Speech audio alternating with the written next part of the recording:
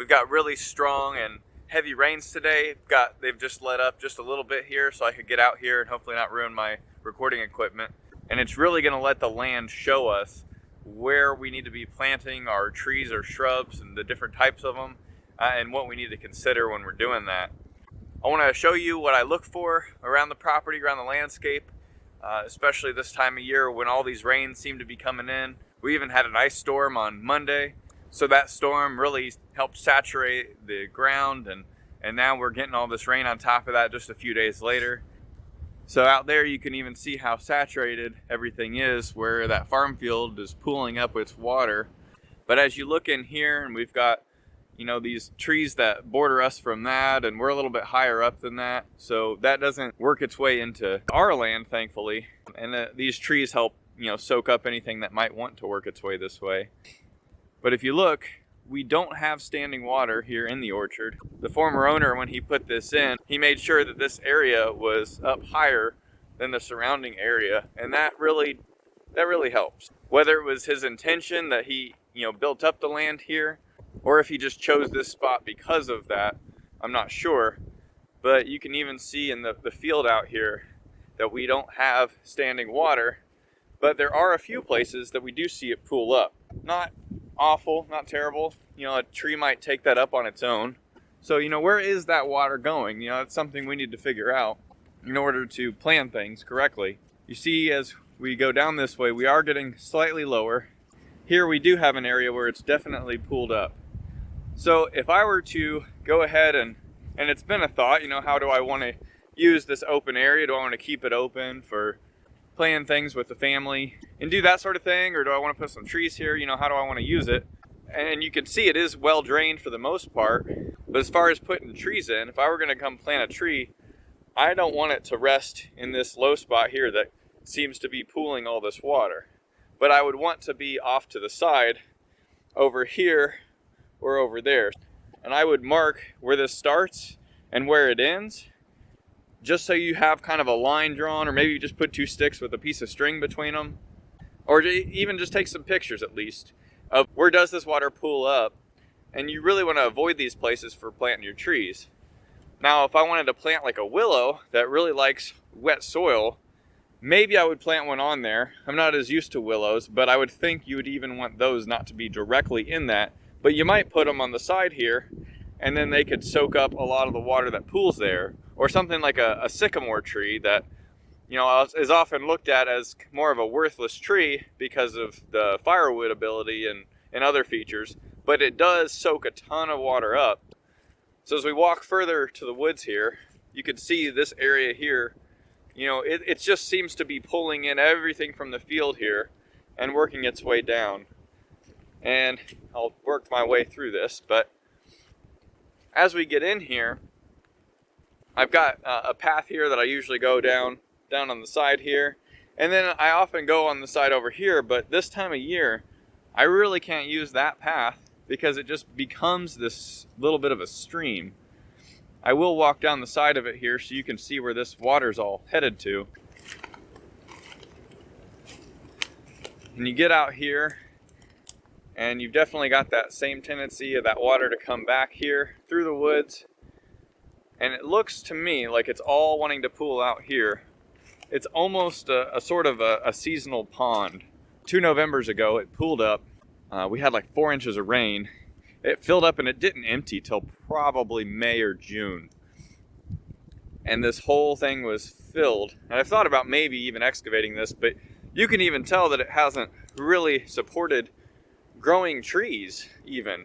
I haven't taken any trees out in this area, but there's none there because that water pools up and really prevents that. And you can kind of see where the edges are, where these other trees have grown in along those edges. And I don't know if it used to be more of an on-purpose lake or just one that naturally formed or whatever, but we've got that pools up, and then this usually stays full a lot more of the year. So this one I might really actually dig out in a drier time of the year and make it a place where I intend for water to go to and to stay, and maybe grow. I want to grow some willow, try some basketry. I haven't done that before, but that might be a place where I want to put some of my willow cuttings that that I got this year and get those in to help them have a source of water that they can look to and shoot roots toward. So when you're looking through your landscape, these are the places you want to find. You want to know, where's that water end up? Or is it just going to a neighbor's yard and you actually don't have to worry about it? Or to a farm field or wherever it may be. So let's keep going here and see where all this water comes from and how it's all draining. And this is also good if I'm thinking through, how do I want to utilize this property here in the future? Do I want to clear some woods? Do I want to put in more orchard space? Do I want to clear another field for whatever reason? You know, I kind of need to know where this water is going, because I don't want to choose an area that's just going to be a lot of work for me to deal with. But like over here, this area has not kept the water. So if I were to take an area and turn it into more orchard space out here by just clearing a bunch of trees, you know, I might start up here higher and then allow this area down here to stay more of a wetland that would, you know, pull in all the water that would stream from here, just like the orchard over there is all allowing that water to come this way. So let's keep working our way up, see if we can find any other areas where we've got water pooling or standing water.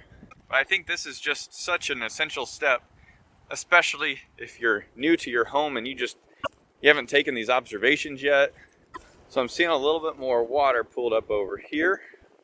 It's coming, probably streaming down along that way as you can see the slopes out there.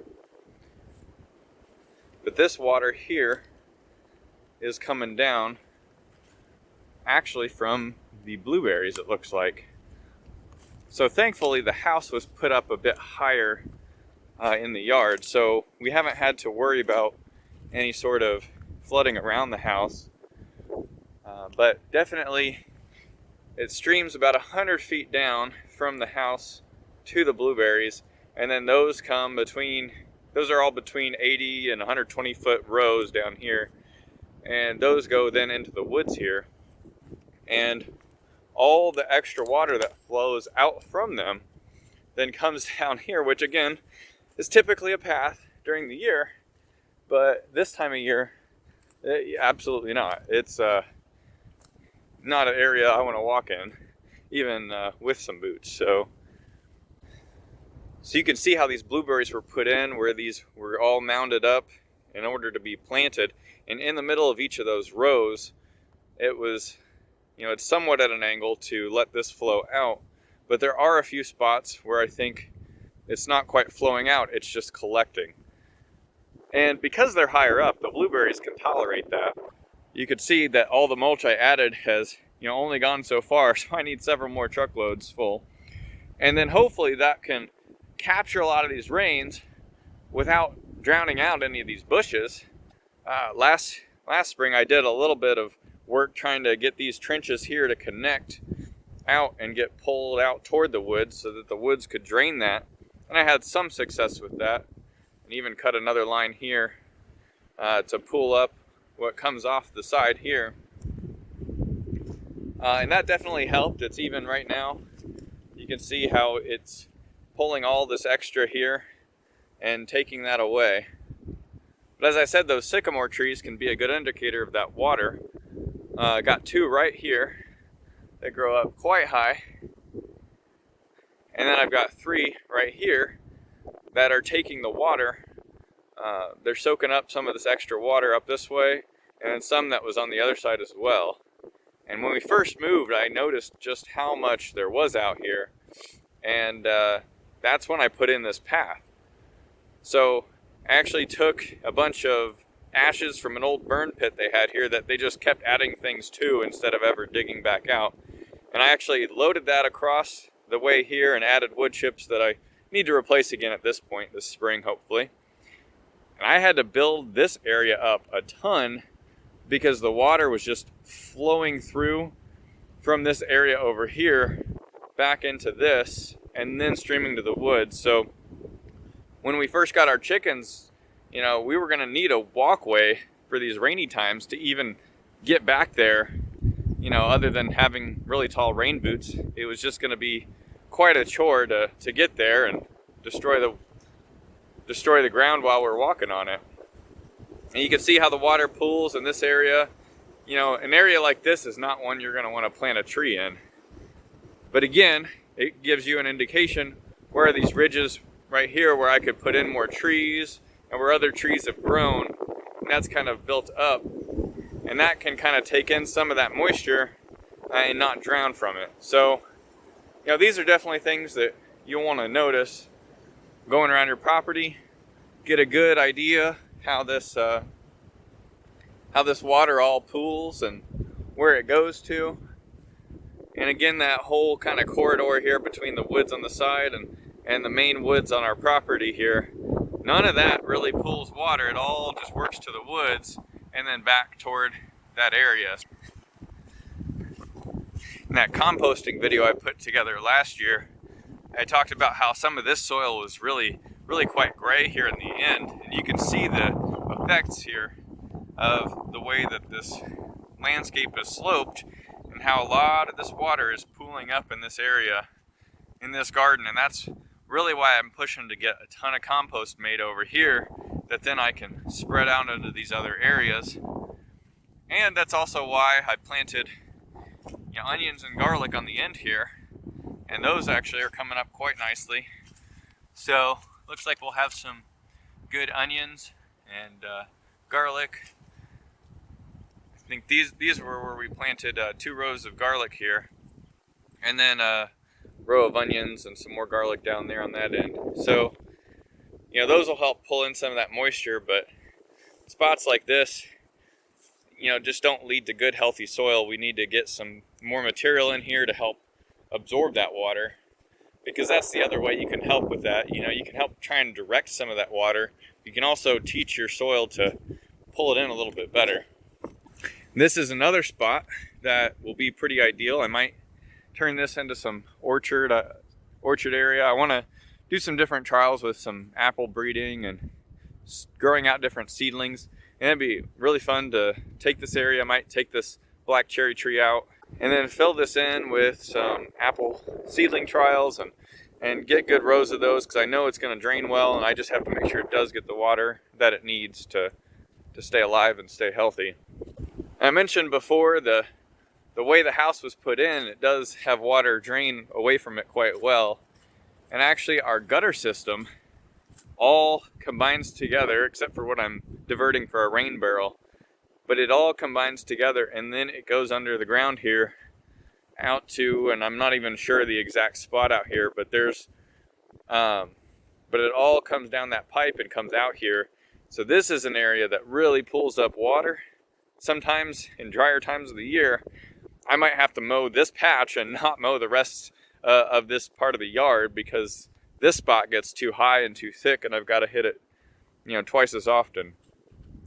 But this is another area that I've noticed, you know, I don't want to put anything here that would grow into, and sometimes those roots, like on a willow, might trail their way up and then block off all that extra water that's getting put down here. The peach trees I've got planted up here as well, they're benefiting from not having that water pool, but that's another spot that I've got to get out there and keep them watered certain times of the year, since they're not very big yet, and I want to make sure that, you know, they don't die from not having, you know, enough water and getting good growth from that. Until their roots get deep enough, they're not going to pull what they need. And again, another little spot here that it pulls up, and not a huge deal, not too bad there, but one that, you know, can lead to some of that taller grass at least. That can be an issue. But you can see, or maybe you can, that some of this ground does get a bit higher here, and that helps keep too much moisture from pooling in here. And then having these raised beds in here helps with us making sure that, you know, those are well drained spots for our plants, and that can definitely be beneficial. But again, no water pools up here. All the water just pulls down and makes for, you know, a good situation on drainage. A few spots it kind of stops here, but but overall it all gets into the blueberries and then it pushes its way to the woods. So actually the way that this is all sloped, all the rain up here, when we get it, if it's enough, it works its way all the way down and helps those blueberries get the water that they need. Anyway, I'll stop rambling for now. I hope this has been helpful in how you want to plan putting in your bushes and your trees. And hopefully, you've seen a little bit about my landscape and what I can see when these storms come. These are an opportunity. It's brisk out here, but it's worth taking a look. So I hope you guys join me next time, and thanks for watching.